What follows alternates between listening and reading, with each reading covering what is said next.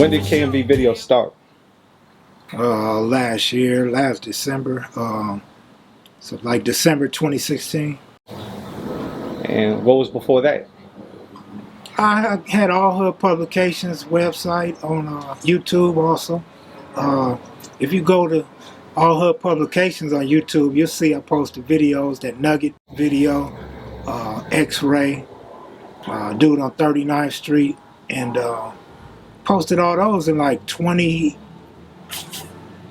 11 years ago or something like that, 2011. So about 7 to 11 years ago. What I want to say is I've been doing videos. I was doing videos before YouTube. I was doing videos before digital. And the way I can prove that outside of my neighborhood or people that was online with me back in the late 90s when I got out of prison is you could go to YouTube, and I posted a video Nugget in 2007. Right? YouTube started like December 2005, some shit like that. And so before that, you know, Seawalk came out in 2003. I was doing that before 2003. And I interviewed Big Cat in 2003. Now I've been around here. Before there was a Rolling 60. I was around here when it was just West Side. The whole west side of LA was just West Side Crips, period. I interviewed Cat, and he gave some history of the Rolling 60s, right? So I was doing, when DVDs came out and you could write and record on DVD, I was doing videos in the hood. Guys like Lil Kev Mac, Nipsey, and some of the other guys that slipped my mind, I want to say Bishop, and a few other dudes was actually duplicating my videos and selling them on DVD. And so people that know me know this shit existed way before YouTube and all that shit. And I never took it serious. That's what you guys are missing. I never took this shit serious. I was always doing this shit for fun because as a kid, I'm talking about a little kid, like probably before I could even walk, my grandfather used to always play home videos. And he used to put the reel-to-reel and black and white and some color. And on holidays, we would all watch family videos. And then it would be interesting to know if we still have some of those reel-to-reels. But in junior high school, I took filmmaking. And then you figure probably from junior high until 1988, I didn't do nothing. But in 1988, my mother and father bought me a video camera. The big RCA video camera with a big old VHS tape that you put in there. And I used to film videos in the hood and on the street. And, you know, I wasn't the only one doing it. Lil Mump died in like 1988 or something like that, 1989, something like that. And somebody had a video of Mump. You know what I'm saying? I hear somebody had a video of Lil Looney. Lil Looney died in 1990. So this ain't something new to me or the neighborhood, right?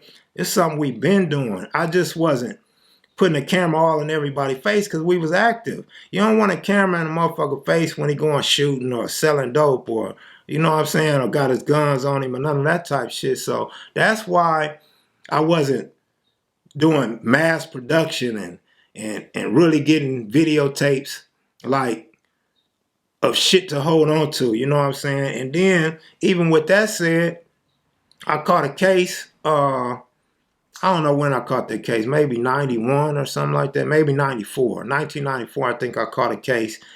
And a couple VHS tapes that I actually had was confiscated by the ATF and the FBI. So, and Santa Monica Police Department.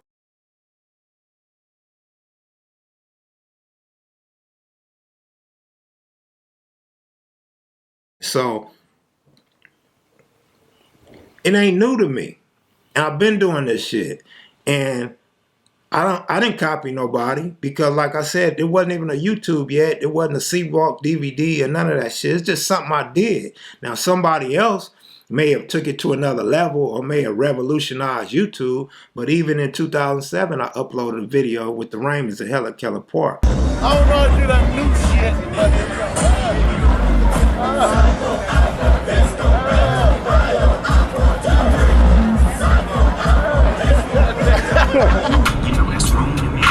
I interviewed Nugget before the interview that you see that everybody like now. You know what I mean? That's not the first Nugget interview. That's the second Nugget interview. And I was going under a different name back then. It was All Hood Publications, All Hood Publishing, All Hood Productions. You know what I'm saying? Because I didn't have no company and I wasn't serious about it. So it went through a lot of different name changes. And all you got to do is go to YouTube and punch in All Hood Publishing or All Hood Publication. The videos are still there. I deleted a couple. What made you want to get the history of your hood? Well, I've been on the history shit. I went to county jail and prison and used to talk to dudes from other hoods. So just the history of different neighborhoods has always been a subject. If I'm gonna bang something, I need to know the history of it. So it's always been in the back of my mind. It's always been something I concentrated on. But the thing is, back in the day, it wasn't cool to ask questions. If you ask questions, people ask, are you the police? And so you didn't ever want to get into no deep history back then, and then somebody get killed or get arrested, and then they start pointing the finger at you. Now, 60s had a very strict no camera policy in your neighborhood, right? Yeah, in the 80s we did. And what opened the door for you? Well, I mean, social media opened the door for me. Your website was known for having a low tolerance for misinformation. How did that play into getting the correct history? Well, the thing is, I'm really from the streets, right? Like I say, I feel like I'm from LA. I am LA, right? Not that I'm no big bad Billy badass, not that I run nothing. I'm not bigger than nobody. But what I'm saying is, being born and raised here, LA is in my heart. LA is in my mentality. You know, I'm part of LA's culture. And so I got older homeboys, first generation, second generation homeboys. I even got homeboys from the third and fourth generation, tiny lokes, that I can call or hit them up if they're in prison and get whatever information I need, right? And then like some of my contacts that I made through jail and prison from like Swans or Main Street or what have you, I can make a phone call and find out the history of those sets too. And so if you feed me some bullshit, 9 times out of 10 I already know it's some bullshit. I mean, you could trick me on some shit, but you gotta have a lie to back up a lie after lie after lie, and we just wasn't having it. Now, how did the magazine become Kev Mac Videos? Well, what happened is, with the magazine, I did all the writing, I did a lot of photography, I did the whole layout, I made the connections, you know, the whole concept, everything, the idea, everything was mine. And it just got tiring to me and kind of like, I don't know the word, I don't want to say disrespected, but I feel like I was doing too much. You know, the saying that I always use is a lot of work and not enough money. So I was doing a lot of work and wasn't getting a lot of money. And, you know, L was doing his thing, Baby Smack doing his thing. And because I didn't have a girl, I didn't have my kids in the house with me, I could fuck up or do whatever I'm going to do on my own, whether it's daytime or nighttime. And so in the transition to Kev Mac Videos, I decided to put my name on it. That way I don't expect nothing from my partners. You know, the only thing I can expect is myself to show up, myself to edit, myself to monetize and not monetize videos. I got full control over everything I do.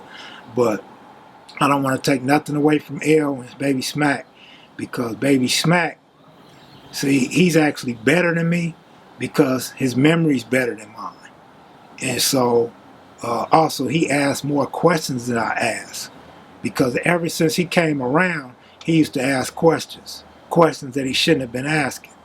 And so he knows a little more details about situations that I wasn't there to witness or you know, to verify. And the things that we learned together or that he learned on his own or that I taught him, he remembers real well. And so he's very important. And he knows what I'm looking for more than anybody. He knows what questions that we want to ask, we want to answer. He knows certain questions that we're gonna know somebody's lying, or he knows the right names to ask. And L, see, L knows a lot of da moves. To keep it 100, I know L was watching, but L be slacking. L won't hook me up with a lot of people, and then afterwards, oh, you should have told me you was gonna talk to Frog. Oh, you should have told me you was gonna do the Inglewood family, as opposed to saying, oh shit, let me call Papa T, let me call Little Caesar. You know, he don't do that, but he is my connection to the Bloods, you know, to the Athens, the 20s, the City Stone, you know, Pacoima Pyrus, Pasadena Denver Lane. L can get me in touch with these sets because that's who L fucked with, hustled with, gambled with, got low-rided with, and all that type of shit. So being from the streets, actually living this shit, and being from LA, I knew pretty much what was authentic and what wasn't authentic. If I had no clue, I just used common sense. And so I got big homeboys. I got homeboys that have been doing this shit since the West Side Crips started. So it was nothing for me to holler at a dude here or there. I could holler at anybody and get accurate information. All you gotta do is go to the horse's mouth. So what I didn't know, my homies knew a lot about. So it was no need in listening to, let's say, an Asian guy or a white guy on the other side of the United States. For what? It's no purpose. We here to teach you. You're not here to teach us. Now you could tell me about the formative years of hip hop, or you know, scratch your records. You could tell me about something like that. But somebody from another state can't tell me about the LA gang culture. And so we had a low tolerance for that type of information. See, this is what people fail to understand about me. I don't want all the history to myself. The whole objective to KM videos was to get everybody out there. You know what I'm saying? Let's say you on Vlad TV, or you on Street Gangs, or you one of these boxing promoters or boxing journalists, and you doing gang shit now.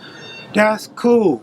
That's what I want. That's what, like the people that really know me know that I wanted everybody to start getting exposure. I want all the people in the cracks and crevices, all the hoods that we ain't heard nothing about. I wanted everybody to come to the light, and so that's what's happening. And basically, I'm pushing a movement to get everybody else. You notice all these videos popping up all of a sudden, right? Like people was putting out one every month, or one every year, or one every week. Now you seeing 3 and 4 popping up a week. And that's all I was trying to do, was light the fire behind some of these journalists in order to get more exposure from different hoods. That's all it was. How'd you get the juice to go into these other neighborhoods? Well, the thing is this. It's not that I got juice to go somewhere I shouldn't go. One, age is a factor. You know, motherfucker ought to know I'm not pulling up trying to dump on nobody. But the misconception is that I got a pass to go wherever I want to go. And the truth of the matter is, all the interviews I conduct aren't necessarily in that gang's neighborhood.